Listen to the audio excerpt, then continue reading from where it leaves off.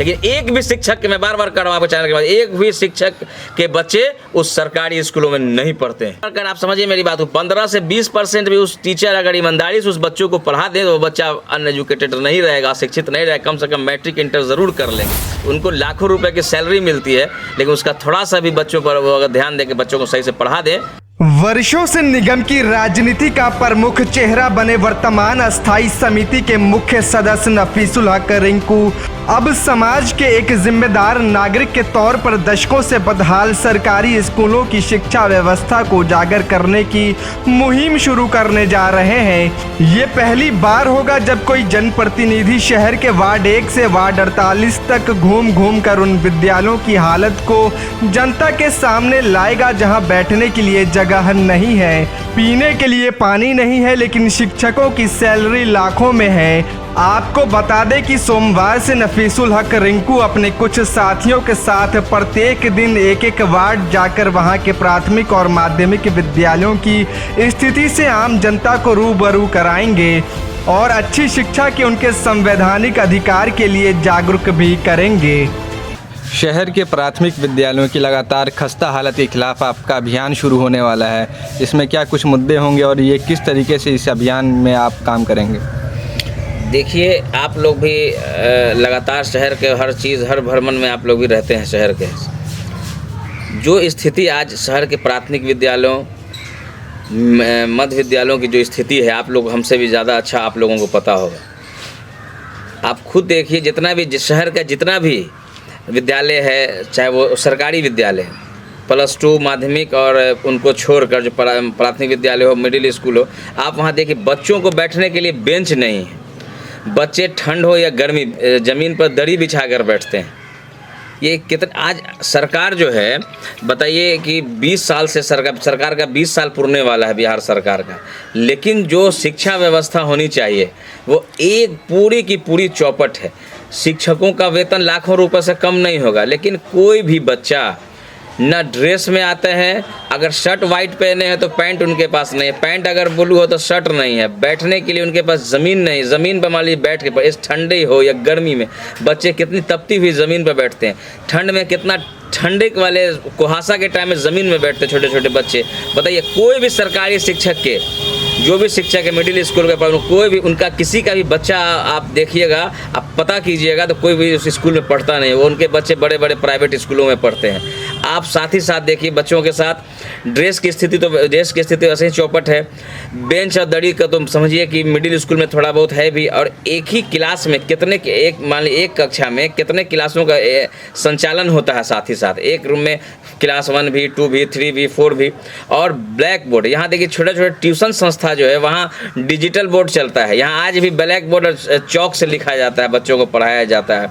शौचालय की स्थिति देख लिए, एकदम दयनीय से दयनीय स्थिति है। शौचालय गंदा, न सफाई उसमें होती है व्यवस्था, पीने के पानी के लिए बच्चों के लिए कोई सुविधा नहीं है। और आप उसमें देखिएगा विद्यालयों में लगातार बरसात के मौसम में जल जमा होती है, सफाई की व्यवस्था नहीं होती है।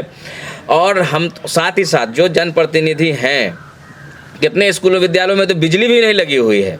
और जो भी जनप्रतिनिधि, मुखिया हों, वार्ड पार्षद हों, शहर में, ग्रामीण में, पंचायत में मुखिया, कहीं भी हमको नहीं लगता है कि हर महीने में एक बार शिक्षा समिति की बैठक होनी रहती है। एक शिक्षा समिति की बैठक भी समय पर नहीं हो पाती है, क्योंकि आप बताइए ना कि जिन शिक्षकों को, प्रिंसिपल हो या टीचर हों, उन लोगों को लाखों रुपया सैलरी मिलती है। अगर उसका 10% भी उस बच्चों को अगर पढ़ा दें तो बच्चे कोई भी जो है किसी दूसरे प्राइवेट स्कूल में या किसी दूसरे कॉलेज में स्कूल में जाने की आवश्यकता नहीं होगी।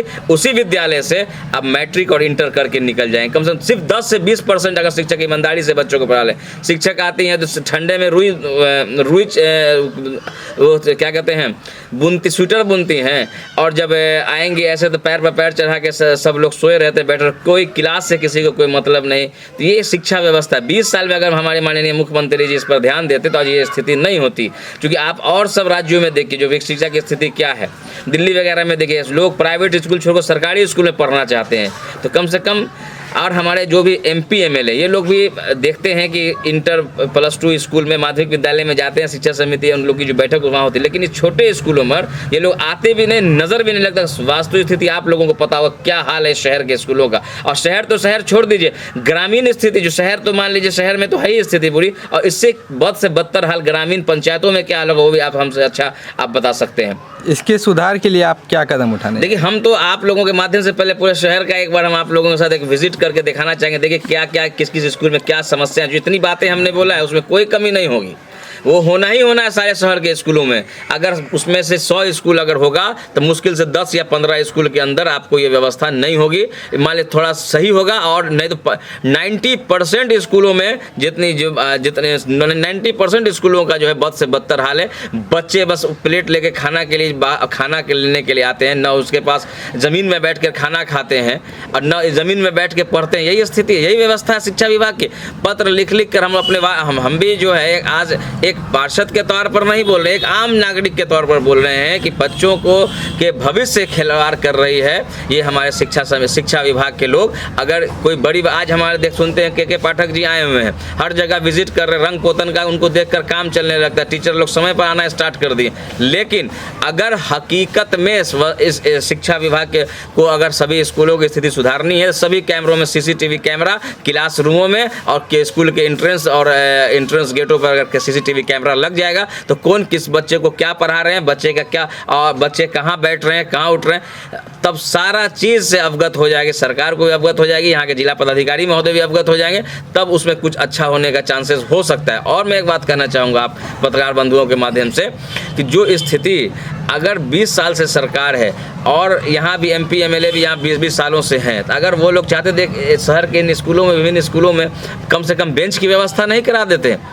जहाँ जहाँ जर्जर स्थिति है, कहीं करकट पर स्कूल चल रहा है, करकट से पानी चू रहा है, इसको कौन देखने वाला? उस बच्चे जिनके गार्जियन उस लायक नहीं है, पढ़ाने के लायक नहीं, गरीब गुरबा लेबर मजदूर का काम कर रहे हैं, बच्चों सरकारी स्कूल में दे रहे हैं, कम से कम बच्चा कुछ सीखे। लेकिन जो वहाँ शिक्षकों के वजह से सही से शिक्षक जो उस बच्चों पर ध्यान नहीं देते, सिर्फ खाना पूर्ति करके चले जाते हैं, बच्चों का अटेंडेंस पूरा करके चले जाते हैं, बच्चों को ड्रेस का पैसा मिलता है, वो ड्रेस का पैसा से ड्रेस भी बच्चे पहनते नहीं, उस पर भी कोई बोलने वाला नहीं है, स्कूल का कोई स्कूल प्रशासन बोलने वाला नहीं, शिक्षा विभाग से बोलने वाले नहीं है, हमारे शिक्षा पदाधिकारी पर इनके शहर के शिक्षा पदाधिकारी की इस पर नज़र नहीं है। कितने अफसोसनाक बात है। अगर उन बच्चों को सही से पढ़ाई मिलती, उन बच्चों को हम तो कह रहे हैं मात्र 10% या 20% बच्चों को सही से एजुकेशन देते हैं तो कोई बच्चा जो है अनएजुकेटेड नहीं रहेगा, सब कम से कम मैट्रिक इंटर कर ही लें। कब से आप निरीक्षण करना शुरू करेंगे सिर्फ शहर के लिए, और क्या कोई स्पेशल टीम तैयार कर रहे हैं? देखिए हम आप लोगों के साथ 4-5 लोगों की एक टीम बनाएंगे, हम लोग इसी पर काम कर रहे हैं। एक वार्ड से स्टार्ट कर 4800 वार्ड में जहाँ जहाँ शिक्षा व्यवस्था जहाँ जिस स्कूलों की जो खास्ता हालत है, आप लोगों के माध्यम से मैं दिखाऊंगा।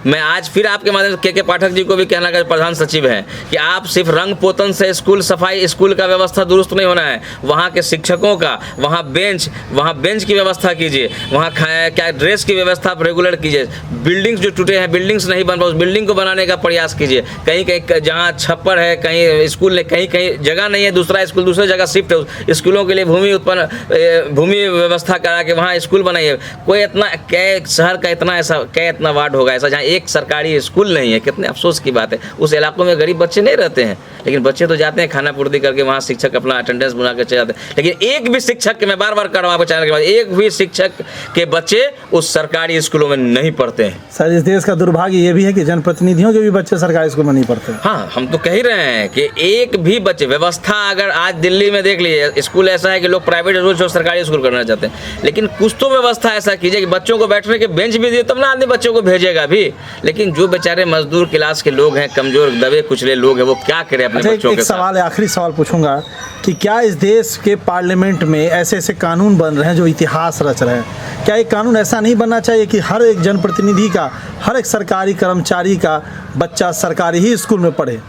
नहीं, एकदम बनना चाहिए, लेकिन व्यवस्था में मेरी बात है व्यवस्था पर। शायद पढ़ेंगे तो व्यवस्था ठीक हो जाए। बच्चे तो पढ़ना चाहते हैं, लेकिन उनको बैठने के लिए जगह नहीं है। हम तो कह दिए एक क्लास में 4-4 क्लास चलता है।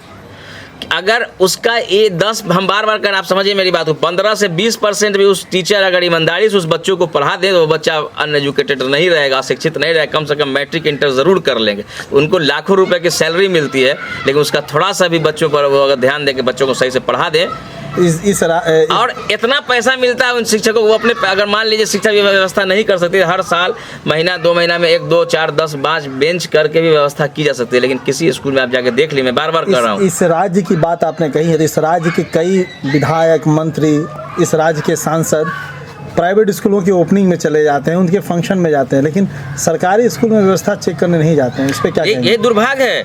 यहाँ तो शिक्षा समिति की बैठकें नहीं होती है, और शिक्षा समिति की हर महीना में 1 बार बैठक होनी चाहिए। सचिव अध्यक्ष है, जो हम शहर में जो भी हैं वार्ड पार्षद वो अध्यक्ष हैं, और जो सचिव होते हैं स्कूल के, जो बच्चे सबसे ज़्यादा मार्क्स लाते हैं उनके परिवार की माँ जो होती है वो उनकी सचिव होती हैं। तो दुर्भाग्य हम इसीलिए करें, MP हमारे MLA साहब भी यहाँ 25 15 20 सालों से हैं, लेकिन आज उनको दिखा दीजिए कि शहर के उन गरीब जो लाचार लोग लाइन में लगा होकर खड़े होकर वोट देते हैं, हम लोग नगर उन लोगों का बच्चों की क्या स्थिति है, स्कूल में कहीं विजिट नहीं किए होंगे, बस आते हैं कब विजिट करने, जब इलेक्शन का टाइम आ जाए, बूथ बनता है तो बूथ निरीक्षण करने आते हैं। और मैं आपको बताना चाहूँगा, ये इतनी बुरी हालात, अगर शिक्षा व्यवस्था को सही में दुरुस्त करना है तो बच्चों के लिए वहाँ व्यवस्था दी जाए, बच्चों पर और शिक्षकों पर भी नज़र रखनी जाए, और सभी तरीके से CCTV कैमरा सभी सरकारी स्कूलों को लैस कराया जाए, ताकि क्लास में क्या हो रहा है, बच्चे कैसे पढ़ रहे हैं, कैसे बैठ रहे हैं, और जो बिल्डिंग्स नहीं बने जहाँ जल जमाव की समस्या लगी रहती है, पानी की व्यवस्था नहीं है, शौचालय गंदा रहता है, साफ़ सफाई नहीं, पैसा तो पूरा सरकार दे रहा है, सरकार ले, लेकिन उसका मिसयूज़ हो रहा है। कोई तारीख हम तो कह रहे हैं आप लोग के साथ, हम तो आप अपनी टीम तैयार करके कब से शुरू कर रहे हैं? हम लोग बहुत जल्द जो है इस मंथ के दुर्गा पूजा, दिवाली, छठ का स्कूल बंद है, सारे स्कूल अब हमको लगता है बहुत 10-12 दिन 2-4-5 दिन के अंदर स्कूल क्लोज हो जाएंगे। उसके बाद हम लोग स्कूल जैसे फिर ओपन होंगे, रीओपन होगा, हम लोग सरकारी स्कूलों का निरीक्षण कर, चूँकि हम लोग और हम लोग अफसोस रह जाता है कि हम लोग के वार्ड में बच्चे हैं पढ़ते हैं स्कूल में, हम लोग कोई व्यवस्था उनको नहीं दे पाते, क्योंकि नगर निगम का कोई योजना वहाँ यूज़ नहीं हो पाता है। बहुत से बहुत चापाकल कहीं ज़रूरत होता है चापाकल दे पाएंगे, और न वहाँ हम लोग बिल्डिंग बना सकते हैं, न वहाँ कोई व्यवस्था हम लोग नगर निगम अपने स्तर से कर सकती है। तो हम लोग प्रयास में आप लोगों के माध्यम से आपको पता होना चाहिए कि स्कूल में